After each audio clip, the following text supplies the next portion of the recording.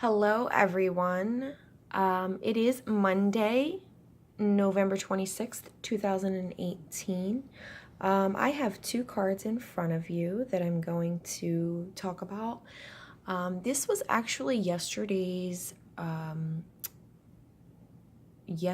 message. Two cards fell out of the deck while I was shuffling, and these are the two cards that fell out. I wasn't able to do the video yesterday, so I decided that I would just go ahead and do it today, and this can just be like a mini lesson on the meanings of these two cards. So, but for anyone who would like to compare yesterday with this message, please do so if you would like. And if it has anything to do at all with yesterday, Sunday, which yesterday was Sunday, November 25th, 2018, to be specific, just in case you wanted to kind of compare today's, video with yesterday and see if that has any relation to you at all. A lot of times, it may not be specifically that day. So this could even relate to someone at this point in time. It could relate to someone even tomorrow or, a couple of days ago. So getting right into it, the two cards that actually fell out of the deck was the Page of Water and Eight of Water. And water represents cups, and deals with relationships, emotions, and is the element of water. And that is why in this deck, the creator used the elements of water, earth, fire, and air rather than the suits that we normally use in traditional tarot. So with the Page of Water, traditionally this represents being open and passionate. It's the intuitive mind. It's what's known as crystallization of an idea. Okay, so it's the beginning of an idea. It's the formation of an idea. It represents innocence and playfulness.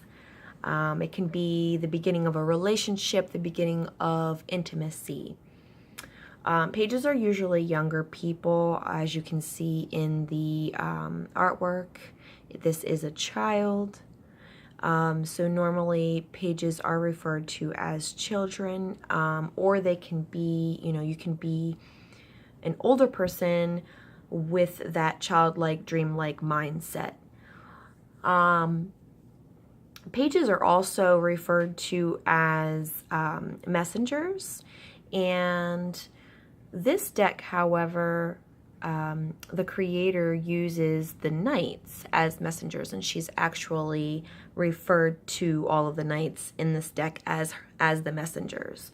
So because of that, I look at the pages in this deck as, not quite being ready to receive certain information.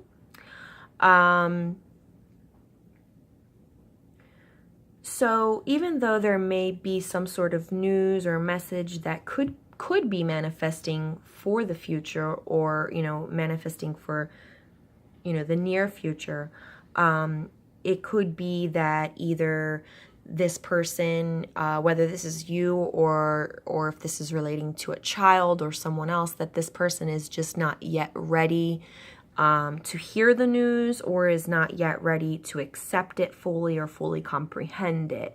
It also could just be the beginning of entering that awareness, and, shortly after that we'll be able to receive, because after we have the page, we have the knight, which, like I said, is referred to as the messenger in this deck.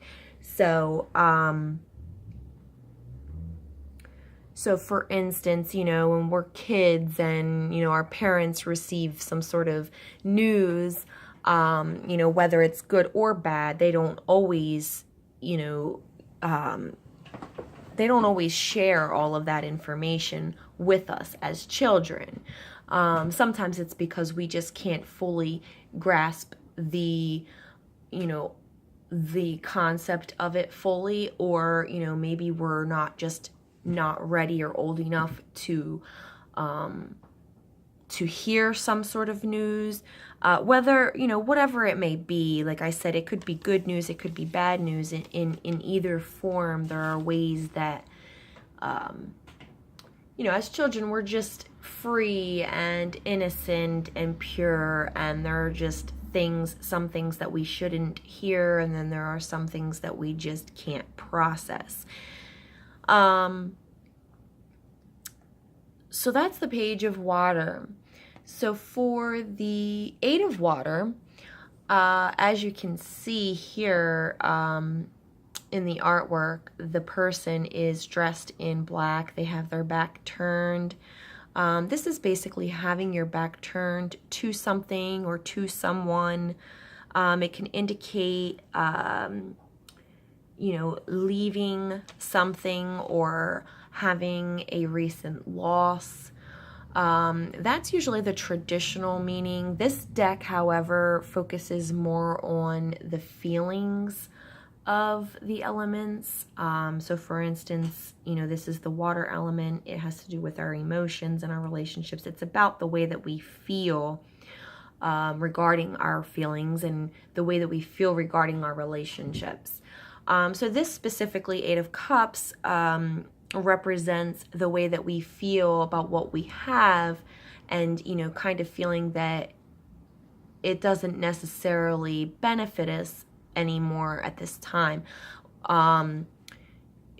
or, you know, finally figuring out that there are certain things in our life that are just no longer beneficial, that no longer glitter, that no longer have that shine to it. They just don't, you know, they just don't have anything for us anymore. And sometimes, you know, even though we still love those things or those people, or, you know, we're comfortable with that situation, we want to stay in that situation or with that person or in that relationship, it's still better for ourselves and crucial for ourselves to grow, so to be able to let go of those things.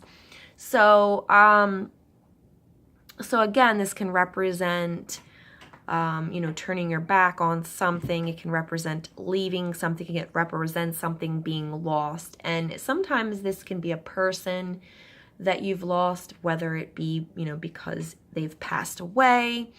This can be a person that you've lost because they left you in a relationship, or a person that you've decided to leave.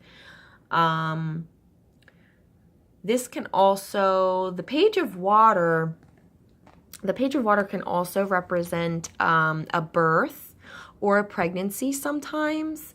And, you know, having said all that I said regarding the Page of Water, you know, this could go back to not being ready for the pregnancy, or maybe it being an unwanted pregnancy, which would, you know, which would make sense why the Eight of Water is here. So there could be a pregnancy, and it could be an unwanted pregnancy, so the person's turning their back towards it. This could be the father of the child.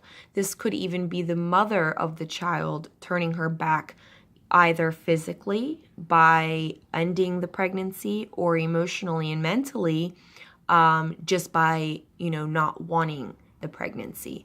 It doesn't necessarily mean that she ends it. It could just be those feelings of not wanting the pregnancy or not being ready for the pregnancy. Again, like I said, it could be reversed. This could be a situation where you feel that, you know, you are no longer, you know, fit for the life that you are living, and you decide that you want more out of life, so you turn your back on the old, and you develop a new way of looking at things, a new perspective, a more passionate, more you know, childlike, more dreamlike way of looking at things. It could also go the same way this way. you start a new project, you start a new relationship, you're on your way to good things, and then come to find out it turned out to be, not as great as you thought it was. And so then you left. So there's a lot of scenarios with these cards. I really like this deck. It's more based on affirmations, and it's very spiritual to me. So it's a little different when you compare it to the traditional tarot, which, for a while, I've had this deck for a while now, and I actually want to do a review on it. I haven't done a review on it, and I haven't really done a lot of readings with it either. But I'm starting to, adapt to it a little more. I'm starting to enjoy it a little bit more. So anyone interested in journaling, here are some questions for your journaling. For the Page of Water, you can ask yourself, what areas of your life should you loosen up a bit, maybe? What can you approach with a more adventurous, side, more passion? The Eight of Water, you can think, you can ask yourself what needs to be re-examined in your life. What in your life is no longer valuable, or what has lost its, its glitz and glam, so to speak. What should be left behind? What is no longer serving you in life, and what can you let go of that will bring you growth in the future?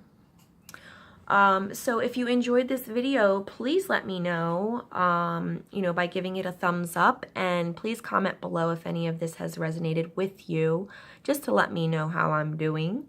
And just in general, if you enjoyed hearing the meanings and my interpretation of these cards, please share and subscribe, and I hope that everyone has a magnificent Monday. Take care.